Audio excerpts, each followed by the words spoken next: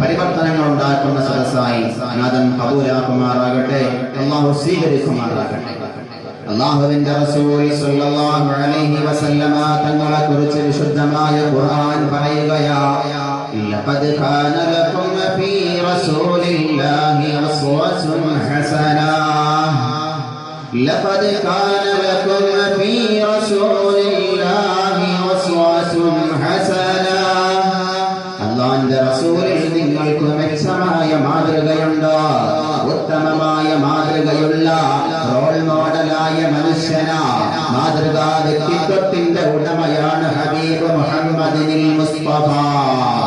ലിമൻ ഖാന യർജുല്ലാഹ വൽ യൗമൽ ആഖിർ വദക്കറല്ലാഹ കസീറാ. അല്ലാഹുവിനെ ധാരാളമായി ഓർക്കുന്നവർക്ക്, അല്ലാഹുവിൽ വിശ്വാസമുള്ളവന്, അന്ത്യദിനത്തിൽ വിശ്വസിക്കുന്നവനിൽ ഉത്തമമായ മാതൃകയാണ് ഹബീബ് മുഹമ്മദുൽ മുസ്തഫ. അല്ലാഹുവിന്റെ റസൂലിൽ വളരെ ഉത്തമമായ മാതൃക നിങ്ങൾക്ക് ദർശിക്കാം. മഹിതമായ മാതൃകയുടെ മഹദ്രൂപമാണ് മുഹമ്മദുൽ മുസ്തഫ.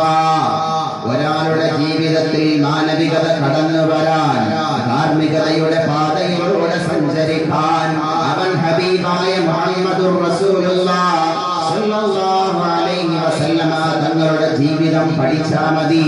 അവിടുത്തെയുടെ ജീവിതത്തിനെ മനസ്സിലാക്കിയാൽ മതി.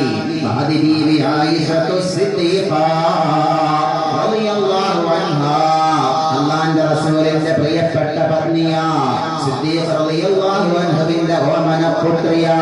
അവിടുത്തെയോട് ഒരു മനുഷ്യൻ വന്നിട്ട് ചോദിക്കുന്നു, അല്ല ആയിഷ, അല്ലാഹുവിന്റെ റസൂലിന്റെ സ്വഭാവം എങ്ങനെയായിരുന്നു? കൈഫ കാന ഖുലുഖു റസൂലില്ലാഹ്, അല്ലാഹുവിന്റെ റസൂലിന്റെ സ്വഭാവം എങ്ങനെയുള്ളതാണെന്ന് പറഞ്ഞു തരുമോ ആയിഷ? അവര് പറയുകയാ, കാന ഖുലുഖുഹു അൽ ഖുർആൻ. അല്ലാഹുവിന്റെ റസൂലിന്റെ സ്വഭാവം അത് വിശുദ്ധമായ ഖുർആനായിരുന്നു. അല്ലാഹുവിന്റെ റസൂലിന്റെ സ്വഭാവം വിശുദ്ധ വേദമായ ഖുർആന. ഖുർആനിൽ ഏതെല്ലാം കാര്യങ്ങളാ കൽപ്പിച്ചത്, അതാ അല്ലാഹുവിന്റെ റസൂലിന്റെ ജീവിതത്തിൽ മുഴുവൻ പ്രാവർത്തികമാക്കിയത്. ഏതേത് കാര്യങ്ങളാ വർജിക്കണമെന്ന് ഖുർആൻ നിർദ്ദേശിച്ചത്, അതെല്ലാം പാടെ വർദ്ധിച്ചുകൊണ്ടാണ് ഹബീബ് സല്ലല്ലാഹു അലൈഹി വസല്ലമ തങ്ങൾ ജീവിച്ചത്. മഹാന്മാര് വിശദീകരിക്കുകയാ, അല്ലാഹുവിന്റെ ഗ്രന്ഥമാണ്, അല്ലാഹുവിന്റെ കലാമാണ് വിശുദ്ധ ഖുർആൻ. ഈ ഖുർആനിന്റെ ഓരോ വാക്യങ്ങളുടെയും അർത്ഥപൂർത്തീകരണം ഒരു സൃഷ്ടിക്കു സാധ്യമല്ല. അതിന്റെ അർത്ഥതലങ്ങളുടെ പൂർണ്ണത കണ്ടെത്താൻ ഒരു സൃഷ്ടിക്കു സാധ്യമല്ല. അതുപോലെ അല്ലാഹുവിന്റെ റസൂലിന്റെ ഗുണങ്ങൾ, അല്ലാഹുവിന്റെ റസൂലിന്റെ സ്വഭാവങ്ങൾ, അല്ലാഹുവിന്റെ റസൂലിന്റെ ഇടപെടലുകളുടെ അവസാനം മനസ്സിലാക്കാൻ ഒരു സൃഷ്ടിക്കും സാധ്യമല്ലെന്ന് മഹാന്മാരെ രേഖപ്പെടുത്തുകയാ. ഇബ്നുൽ അഥീർ ഇതിന് വ്യാഖ്യാനം എഴുതിക്കൊണ്ട് പറയുന്നു, എന്താ അല്ലാഹുവിന്റെ സ്വഭാവം, അല്ലാഹുവിന്റെ ഖുർആൻ ആ റസൂലിന്റെ സ്വഭാവമെന്ന് പറഞ്ഞാൽ എന്നറിയോ?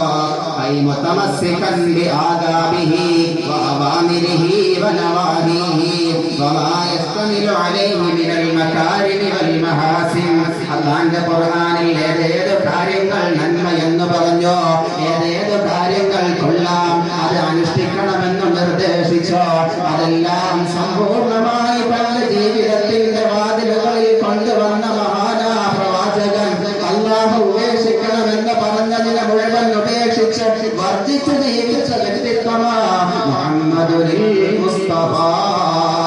അതുകൊണ്ടാണ് ബീവി ആയിഷ പറഞ്ഞത്, അൽ ഖുർആൻ, അല്ലാഹുവിന്റെ റസൂലിന്റെ സ്വഭാവം ഖുർആനാ. വിശുദ്ധമായ ഖുർആനിനെ പഠിക്കാൻ ഏറ്റവും സുന്ദരമായ മാർഗം അല്ലാഹുവിന്റെ റസൂലിനെ പഠിക്കലാണ്. ശുദ്ധമായ ഖുർആനിനെ മനസ്സിലാക്കാൻ ഏറ്റവും ലളിതമായ മാർഗം അല്ലാഹുവിന്റെ റസൂലിനെ കുറിച്ച് മനസ്സിലാക്കലാണ്.